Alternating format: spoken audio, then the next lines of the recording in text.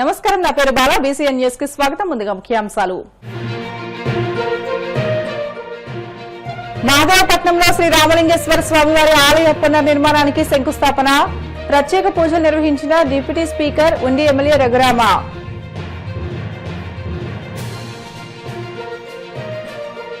మామిడాడలో జ్యోతుల పాతారావు సాగునీటి పథకాన్ని ప్రారంభించిన ఎంపీ సానా సతీష్, ఎమ్మెల్యే జ్యోతుల నెహ్రూ. పథకం ద్వారా 3500 ఎకరాలకు జీవజాలం.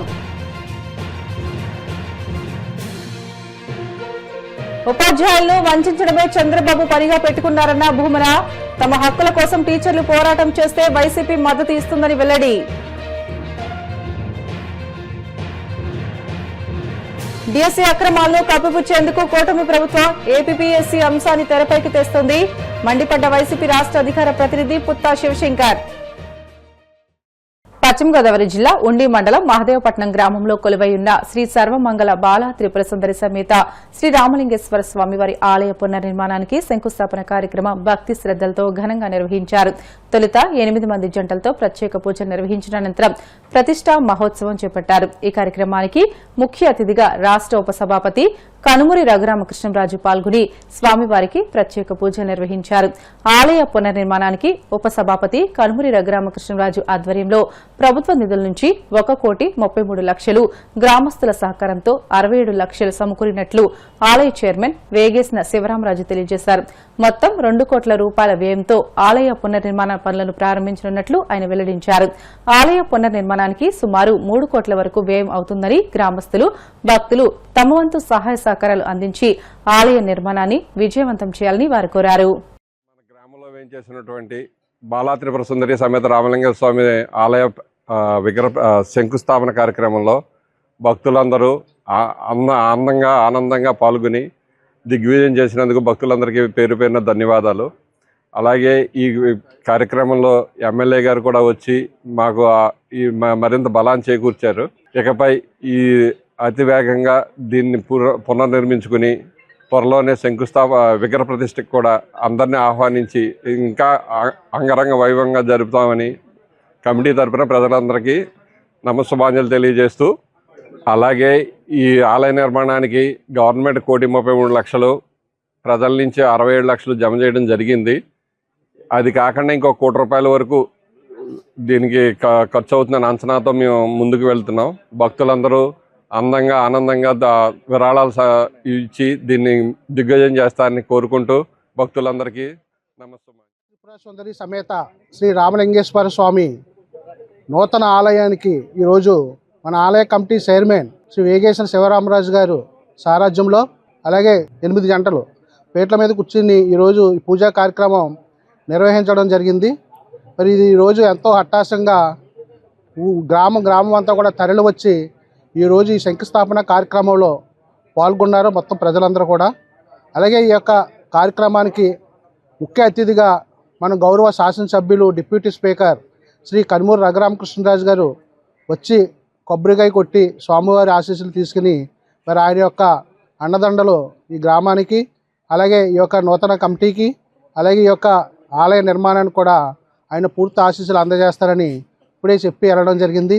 అలాగే మరి ఈరోజు ఈ యొక్క శంకుస్థాపన కార్యక్రమంలో మరి ఈ యొక్క గ్రామంలోనే కాకుండా ఇవాళ హైదరాబాద్ కానీ, విశాఖపట్నం కానీ, బెంగళూరు కానీ చుట్టుపక్కల ఈ గ్రామం నుంచి నివసిస్తున్న ప్రముఖులందరూ కూడా ఈరోజు ఈ గ్రామానికి వచ్చి ఈ యొక్క శంకుస్థాపన కార్యక్రమంలో పాల్గొన్నందుకు ప్రతి ఒక్కరు కూడా మహదేవపట్నం గ్రామం తరపున హృదయపూర్వక కృతజ్ఞతలు, ధన్యవాదాలు తెలియజేస్తున్నా. అలాగే ఈ యొక్క నిర్మాణానికి మన గౌరవ శాసనసభ్యులు ప్రభుత్వం ద్వారా 1,33,00,000 నిధులు తీసుకురావడం జరిగింది. అలాగే గ్రామం నుంచి మన శివరామరాజు గారి ఆధ్వర్యంలో 67 లక్షల రూపాయలు కూడా డిపాజిట్ చేశారు. సుమారు 2 కోట్ల రూపాయలు ఇప్పటికే దీని నిమిత్తం డబ్బు జమ అవ్వడం జరిగింది. అది కూడా కాకుండా దాతల యొక్క సహాయ సహకారాలు కూడా తీసుకుని మరో 1 కోటి రూపాయలు మరి నిధులు సమకూర్చి సుమారు 3 నుంచి 3,50,00,000 రూపాయల వరకు ఈ యొక్క కార్యక్రమానికి నిధులు సమకూర్చి మరి మంచి ఉన్నతమైన స్థితిలో మరి ఎంతో అందంగా తీర్చిదిద్దే విధంగా ఈ యొక్క దేవాలయ నిర్మాణాన్ని మరి గ్రామ ప్రజలందరూ కూడా తోడ్పాటు అయినందుకు ప్రతి ఒక్కరు కూడా హృదయపూర్వక ధన్యవాదాలు తెలియజేస్తాను. మంగళ బాలా త్రిపుర సుందరి సమేత శ్రీ రామలింగేశ్వర స్వామినే నమః. మహదేవపట్నం గ్రామస్తులకు నా నమస్సుమాంజలు. మా దేవాలయ చైర్మన్ గారు అయినటువంటి వేగేసిన శివరామరాజు గారికి, అలాగే గ్రామ ప్రజలందరికీ కూడా ఈ రోజున రామలింగేశ్వర స్వామి వారి నూతన ఆలయ నిర్మాణ మహోత్సవ కార్యక్రమం అత్యంత వైభవపేతముగా ఈ రోజు ఉదయం 7:23 జరపబడింది. భక్తులందరూ కూడా, గ్రామస్తులంతా కూడా అతి ఉత్సాహంతో ఈ కార్యక్రమాల్లో పాల్గొని నమస్సుమాంజళ్ళు వాళ్ళందరూ కూడా అందించారు. రఘురామకృష్ణరాజు గారు వచ్చారు, అలాగే కార్యక్రమాన్ని విజయవంతం చేశారు. వారందరికీ కూడా నా ధన్యవాదాలు తెలియజేస్తున్నాను. కాకినాడ జిల్లా జగ్గంపేట మండలం మామిడాడలో 3.82 కోట్లతో నిర్మించిన జ్యోతుల పాపారావు సాగునీటి పథకాన్ని ఎమ్మెల్యే జ్యోతుల నెహ్రూ అధ్యక్షతన రాజ్యసభ సభ్యుడు సానా సతీష్ ముఖ్య అతిథిగా హాజరై ప్రారంభించి రైతులకు అంకితం చేశారు. ఈ పథకం ద్వారా సుమారు 3,500 ఎకరాల ఆయకట్టుకు సాగునీరు అందనుంది. మామిడాడ, ఇర్రిపాక, నరేంద్రపట్నం, మర్రిపాక, గొల్లలగుంట గ్రామాలకు చెందిన రైతులకు ఈ పథకం ప్రయోజనం చేకూర్చనుంది. ఈ సందర్భంగా ఎమ్మెల్యే జ్యోతుల నెహ్రూ మాట్లాడుతూ తమ పెద్ద తండ్రి జ్యోతుల పాపారావు ఈ ప్రాంతంలో కనీసం 1,600 ఎకరాలకైనా సాగునీరు అందించాలనే లక్ష్యంతో కృషి చేశారని తెలియజేశారు. ఆయన ఆశయాన్ని నెరవేర్చేందుకు ఈ సాగునీటి పథకానికి శ్రీకారం చుట్టినట్లు చెప్పారు. రాజ్యసభ సభ్యుడు సానా సతీష్ మాట్లాడుతూ జ్యోతుల నెహ్రూ 1994 నుంచి నిరంతరం రైతుల సంక్షేమం కోసం పనిచేస్తున్నారని కొనియాడారు. తక్కువ వ్యయంతో ఎక్కువ ఆయకట్టుకు సాగునీరు అందించడం ఆయన ప్రత్యేకంగా అభివర్ణించారు. అన్ని ఎన్నికల్లోనూ కూడా నాకు తను ఢిల్లీలో ఉన్నా, ఇతర దేశాల్లో ఉన్నా, హైదరాబాద్ లో ఉన్నా, ఇక్కడికి నాకు వచ్చి అన్ని రకాలుగానే కూడా సహకరించినటువంటి సతీష్ గారు అని చెప్పేసి ఈ సందర్భంగా మీ అందరికీ మనవి చేస్తున్నా. అటువంటి ఎక్కడ రాజకీయ పార్టీలతో సంబంధం లేదు. నేను ఏ పార్టీలో ఉన్నా నా పని డాడీ ఇది, నీకు ఇది అని చెప్పి వెళ్ళినటువంటి మనిషి సతీష్ బాబు. ముఖ్యంగా ఈనాడు ఈ పథకం చూసుకుంటే 1978లో మా పెదనాన్నగారు అయినటువంటి జ్యోతుల పాపారావు గారు మామిడాడ ఎత్తుపోతల పథకాన్ని తీసుకురావడం జరిగింది. మన పక్కన ఉన్నటువంటి ఏలేరు నుంచి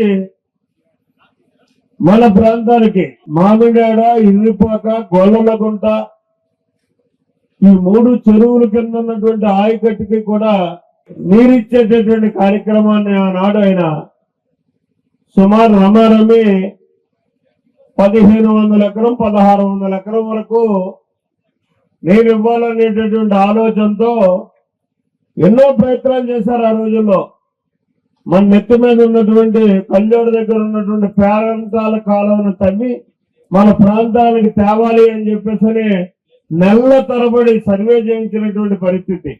ఆ రోజుల్లో సాధ్యం కాదు అన్న తర్వాత లిఫ్ట్ ఇరిగేషన్ తేవాలి, మామిడాడ లిఫ్ట్ ఇరిగేషన్ అని చెప్పి తేవడం, ఐడిసి ద్వారా ఆ లిఫ్ట్ ఇరిగేషన్ తయారు చేయడం, అది సైట్ సెలక్షన్ కరెక్ట్ గా కాని కారణంగా మనకు నీరు వచ్చేటటువంటి కాలువ ఎప్పుడు కూడా ఆనందంగా ఉండాలి, ఇతనికి క్రాప్ ఏమేయాలి, వాటర్ ఏమివ్వాలి అన్న ఆలోచన ఉన్న నాయకుడు ఈ మెట్ట ప్రాంతంలో మీకు దొరకటం, ఇటువంటి నాయకుల కింద మీరందరూ ఉండటం కూడా చాలా అభిమానం. ఎటువంటిదంటే మీకు చెప్పేది ఏంటంటే, నేను ఎంపీ అయిన వెంటనే నా ఆలోచన కాకినాడ ఏరియాలో ప్రతి సంవత్సరం 1000 మందికి కొత్త ఉద్యోగాలు ఇవ్వాలన్నది నా ఆలోచన. ఆ ఆలోచనతో నేను ఒక స్కిల్ డెవలప్మెంట్ సెంటర్ స్టార్ట్ చేసి నాకు వచ్చిన ఎంపీ ల్యాండ్స్ ప్రతి సంవత్సరం ఆ స్కిల్ డెవలప్మెంట్ లో పెట్టి పిల్లలకి ట్రైనింగ్ ఇవ్వాలన్నది ఆలోచన. నేను ఒక్క విషయంలో డివియేట్ అయ్యాను. ఇటువంటివి ప్రజలకు 4 ఉపయోగపడేది. మీ మెట్ట ప్రాంతం ఈవేళ ఇంత సస్యశ్యామలంగా వరేసుకోవడానికి కానీ ఇంకొక దానికి కానీ వచ్చిందంటే ఇటువంటి నాయకులు ఉండబట్టి, కృషి చేయబట్టే. ఇప్పుడు తమ్ముడు వినయ్ నిజంగా నాకు ఆశ్చర్యం వేసింది. ఈ వయసులో అందరూ కూడా రకరకాల ఉద్యోగాలు చేసుకుంటూ ఇంకో చోట వెళ్తారు. ఆయన ఇక్కడ వ్యవసాయం చేస్తా వ్యవసాయం గురించి ఆలోచిస్తున్నారు అంటే ఈ జంజీ ఏజ్ లో చాలా సంతోషం. ఈ వ్యవసాయాన్ని మీకు చిన్న చిన్న సమస్యలు బిగినింగ్ లో ఉండొచ్చు తమ్ముడు, కానీ నెహ్రూ గారు లాంటి నాయకులు ఉన్నప్పుడు ఇటువంటివన్నీ కూడా అత్యవసరంగా క్రియేట్ చేయగలిగిన ఈ డెలివరీ సిస్టమ్ ని ఈ సంవత్సరానికి కొన్ని ఇబ్బందులు ఉండొచ్చు, తర్వాత అవి ఎలా రిజాల్వ్ చేయాలి ఏంటి అన్నది మన నెహ్రూ గారు విన్నవిస్తారు. దానికి ఎలా చేయాలి ఏంటి అన్నది కూడా మీకు ఆయనకు ఒక ప్రత్యేక ప్రణాళిక ఉంటుంది. ఈ 8 చెరువులు, విలేజ్లు, ఈ 3,500 ఎకరాలు కాదు. ఈయన ఎప్పుడు కూడా ఈ మెట్ట ప్రాంతం సస్యశ్యామలం అవ్వాలని చెప్పి కొత్త కొత్త ఆలోచనతో వస్తూ ఉంటారు. నాకు ఒక సంవత్సరం క్రితం ఒక ఆలోచన చెప్పారు. పాములూరు అని ఏజెన్సీలో ఒక ఊరు ఉంది. అక్కడి నుంచి వాటర్ అంతా గోదావరిలో కలిసిపోతుంది. ఆ గోదావరిలో కలిసిపోయిన సముద్రంలో కలిసిపోతుంది. ఆ నీటిని ఎలా డైవర్ట్ చేసి మనం మట్టి ప్రాంతానికి తీసుకురావచ్చు అని అడిగారు. అసలు ఈ ఆలోచన ఇరిగేషన్ డిపార్ట్మెంట్ వాళ్ళకే లేదు. అటువంటి ఆలోచన కొత్త ఆలోచనలతో వస్తారు.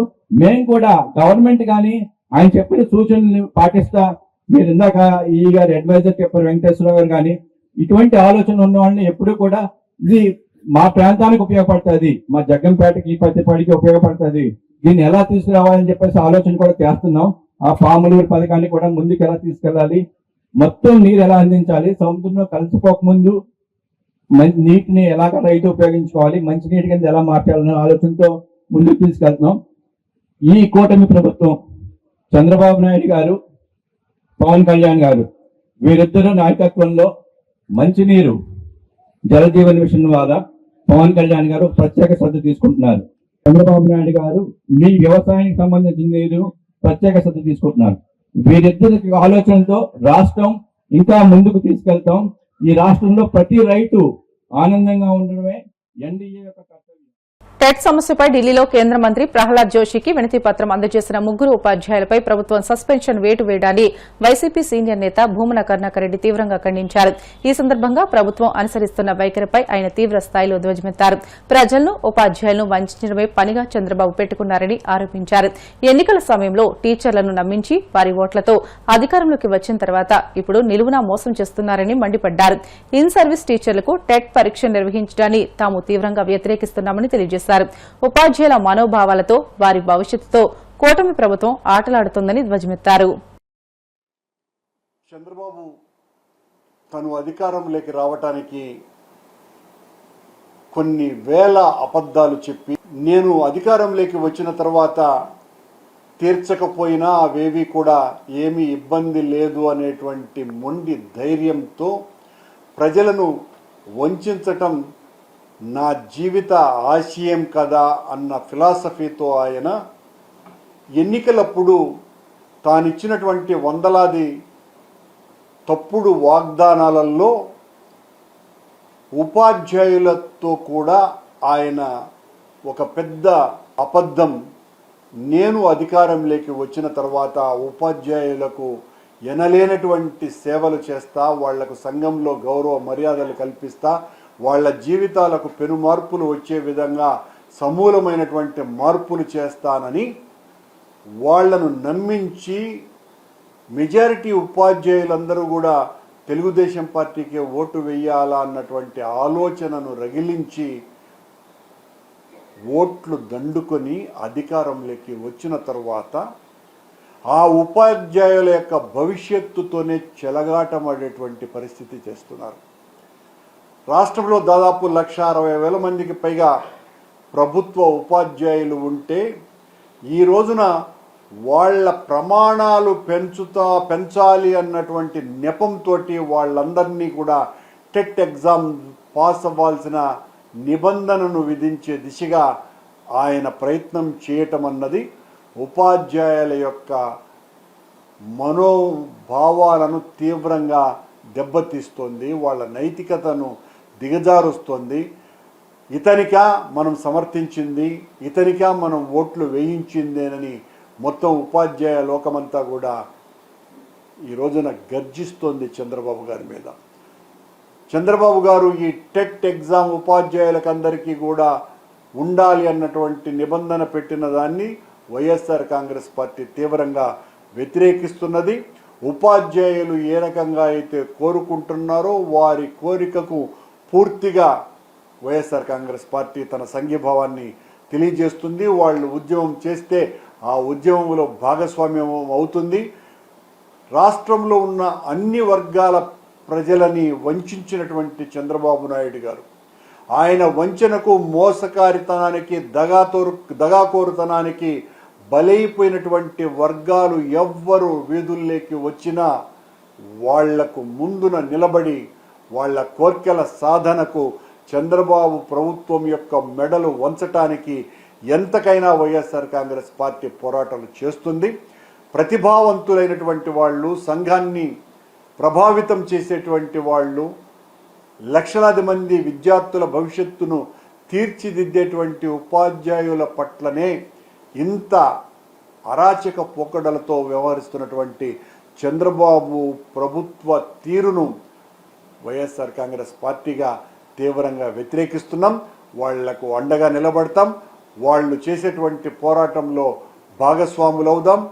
చంద్రబాబు తను పెట్టినటువంటి నిబంధనను వెనక్కి తీసుకునేంత వరకు కూడా ఉపాధ్యాయుల పక్షాన నిలబడి వాళ్ళ ఉద్యమానికి సహకరిస్తూ నిరంతరం వాళ్ళ కోరికల సాధన కోసమని వైఎస్ఆర్ కాంగ్రెస్ పార్టీ తోడుగా ఉంటుంది అన్నటువంటి బాసట వాళ్లకు కలిగిస్తామని ఈ సందర్భంగా తెలియజేస్తున్నాం. బిడ్డల షార్ట్ బ్రేక్ తీసుకుందాం. Stay with us.